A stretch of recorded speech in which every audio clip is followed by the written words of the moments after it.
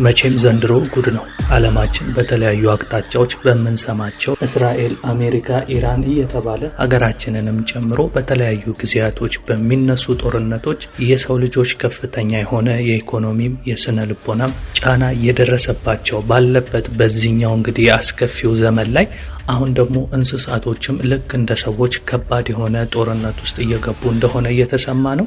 ይህ ዜና እንግዲህ የተሰማው በኡጋንዳ ኬፓሊ ፓርክ ውስጥ የሚገኙ የቺምፓንዚ ዝንጀሮች እርስ በርስ የጭካኔ ግድያ ጦርነት መግባታቸው እየተገለጸ ነው።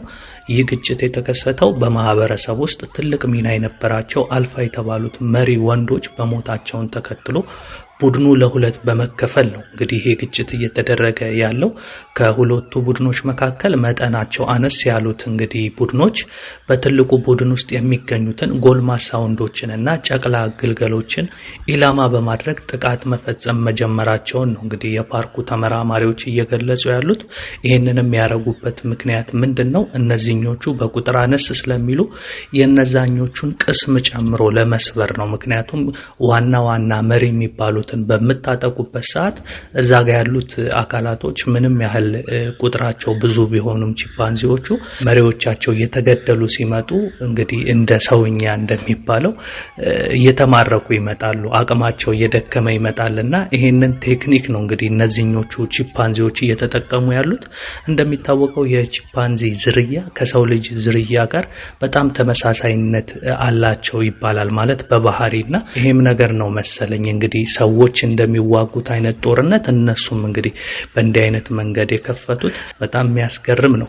እንግዲህ በሁለቱ ወገኖች በኩል ከፍተኛ ቁጥር ያላቸው ቺምፓንዚዎች እየተገደሉ ሲሆን ይህ አሰቃቂ የኃይል እርምጃ አሁን ድረስ እንደቀጠለ ይገኛል።